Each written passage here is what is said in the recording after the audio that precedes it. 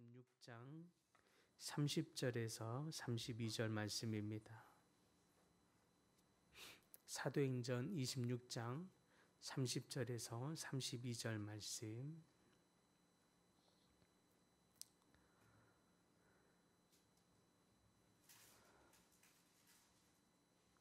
한 목소리로 함께 봉독합니다. 왕과 총독과 버니게와 그 함께 앉은 사람들이 다 일어나서 물러가 서로 말하되 이 사람은 사형이나 결박을 당할 만한 행위가 없다 하더라.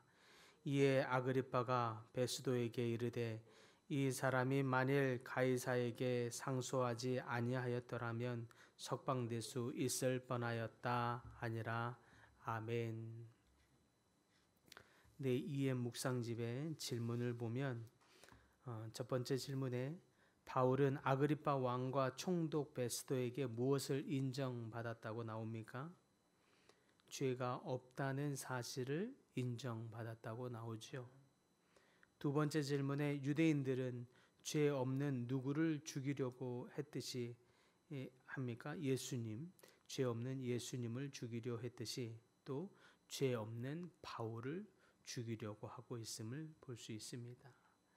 마지막 질문에 유대인들은 하나님의 종노릇 하지 않고 누구의 종노릇을 하고 있습니까?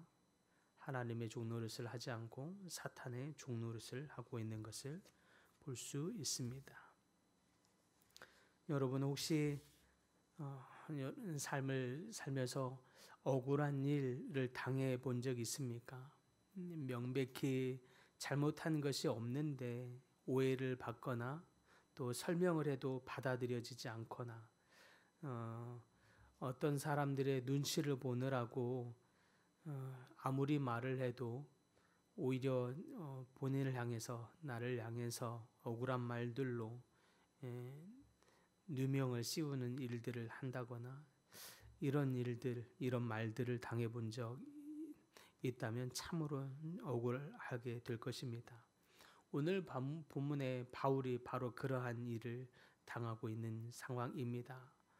바울은 정말 억울한 일을 당하고 긴 재판, 이 긴 변론 끝에 아그리빠 왕과 총독 베스도 그리고 모든 여러 많은 참관인들로부터 드디어 명확한 판결, 평가를 받습니다.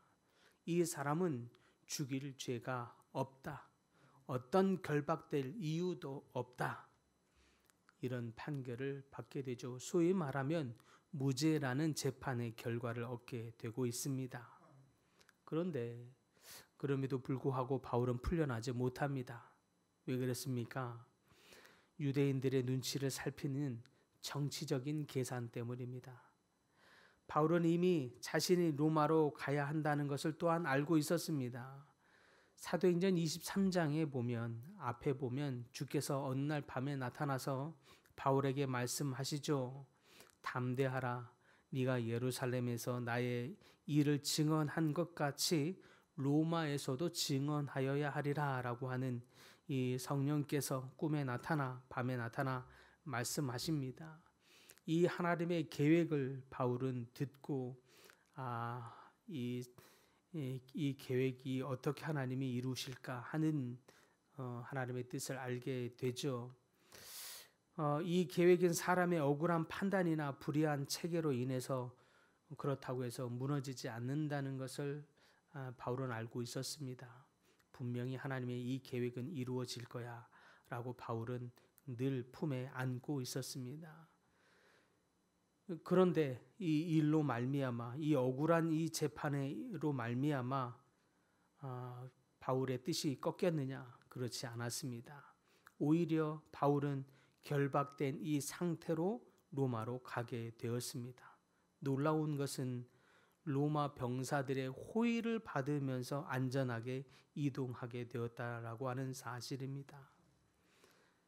오히려 바울을 우리가 앞에 여러 날 동안 보았던 것처럼 바울을 죽이려고 하는 사람이 많았고 바울을 죽이려고 하기 전에는 죽기 전에는 먹지도 않겠다라고 하는 먹지도 마시지도 않겠다고 하는 사람들까지 있었습니다.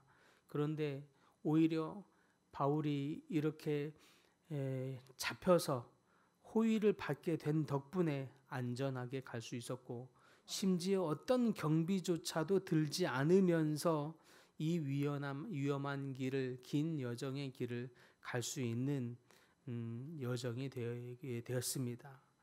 하나님께서는 바울이 자유의 몸으로 위험한 길을 가게 하지 않으신 것입니다. 아이러니컬하게도 바울은 결박된 몸이었기 때문에 가장 안전하게 로마로 갈 수 있는 것이 된 거죠. 그러니까 이 장면은 사람들의 눈에 보기에는 아이고, 바울이 어떻게 너무너무 억울하게 되었구나, 참 불쌍하게 보이게 되었습니다. 억울한 현장이고 억울한 상황입니다. 참 속상한 상황이 됩니다. 그래서 낙담이 되고 절망이 될 상황처럼 보입니다. 그런데 이 억울한 상황에 바울은 낙담하거나 분노하지 않습니다. 오히려 그 속에서도 하나님의 섭리를 바라보고 하나님의 뜻을 바라보며 담대하게 자신의 길을 걸어가고 있습니다. 육신의 관점으로는 억울한 고난의 여정 같은데 하나님 나라의 관점으로 보면 가장 확실하고 가장 안전한 길이 되었습니다. 그러므로 우리 눈에 보이는 사실적이고 객관적으로 보이는 이것이 가장 좋은 길이 아니라고 하는 것을 우리는 알아야 합니다.